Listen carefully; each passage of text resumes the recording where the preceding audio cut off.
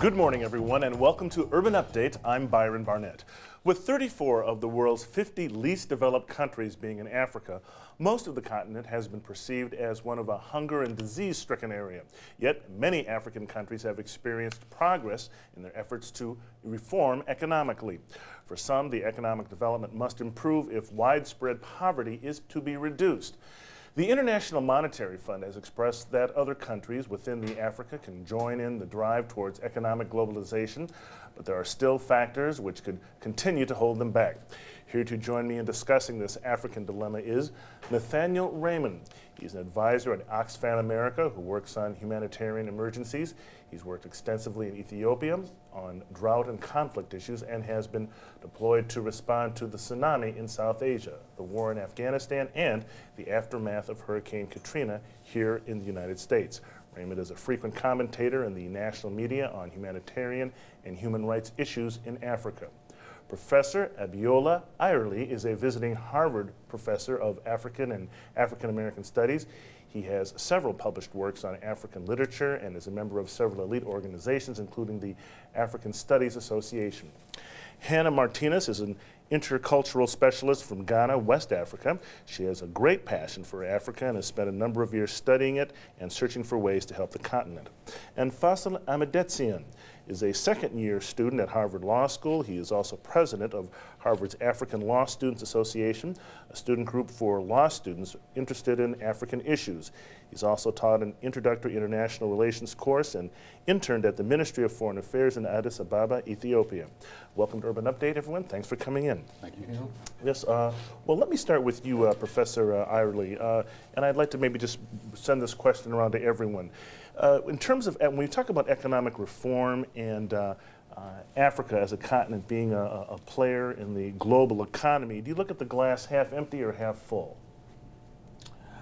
I look at it as a glass half full. What I mean by this, of course, is that there's tremendous scope for development. And I think the chances of development are growing with the years, because there is a real consciousness now in Africa of what you might call, well, you've called it the African dilemma. And there's a real consciousness of this dilemma right at the present moment. The factors also seem to me to be very favorable for growth, because some kind of stability is being gradually established in political terms. The civil wars in Liberia, in Sierra Leone, and in other parts, in Angola, for instance, have been settled. Perhaps not definitively, but at least we've made quite a lot of progress there. And there's an effort. There's the elections going on in the Congo. We believe that the Congo is going to stabilize as well. And these are the conditions are going to be created for real economic growth, and the resources are there.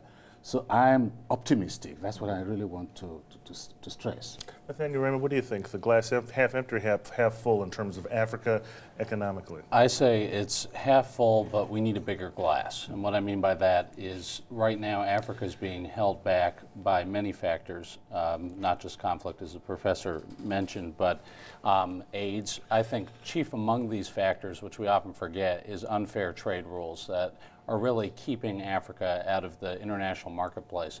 80% of all exports in the world come from only 10 countries. There's not a single African nation among them. They're not even in the top 20. And basically, if you were to increase trade in Africa by 1%, by reforming through the World Trade Organization how African goods can get to market, just 1%, that's $70 billion in 1 year. That's 5 times all the international aid and debt relief Africa receives on an annual basis, just 1%. Let's see, Faisal, well, you are from your native of Ethiopia, I guess, so what is your perception? Are you as optimistic as the others? Well, I am optimistic, and I think there are several countries that have made tremendous progress. Mozambique, for instance, with a vibrant multi-party democracy, growth at about 10% every year. We've had Ghana with a vibrant democracy, vibrant exports.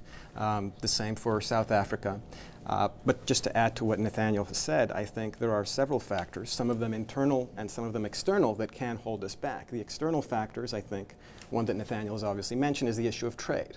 That the trade regimen as it stands is fundamentally unfair. You have tariffs being placed on trade between developed countries at about 3% on different goods, and tariffs on goods coming from Africa, meat, vegetables, fruit, to European countries and to the United States at about 200 or 300%. And that's simply, I think, that's morally reprehensible, but it's also simply unsustainable in terms of economic development. Why do you think that is? Do you have any explanation, or does anybody have an explanation for what the disparity?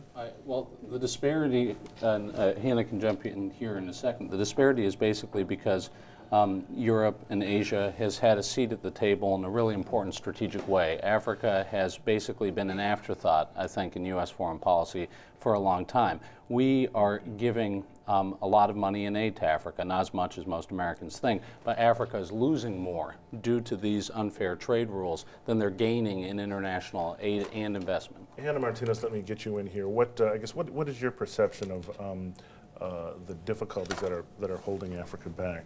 The difficulties are what I have experienced myself in light of what the reporting and people's perception of Africa is. And that kind of perception usually ties into all other fields, including the politics and trade and relationships between the supernations or the developed nations and developing nations like African nations. Not much information is given to Americans in general about Africa's progress. It has always been tilted towards our problems. And that is one thing that has repeatedly and systematically been disappointing to me, because most of us came here, migrated from Africa here with a lot of preparedness. We are from good countries.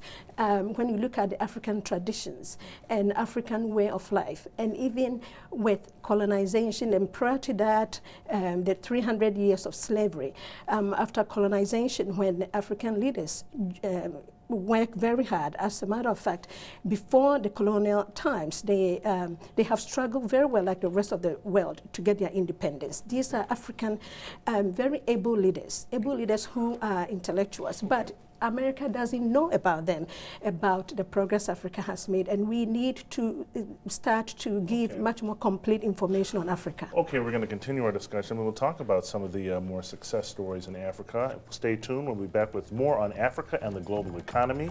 We'll be right back after this.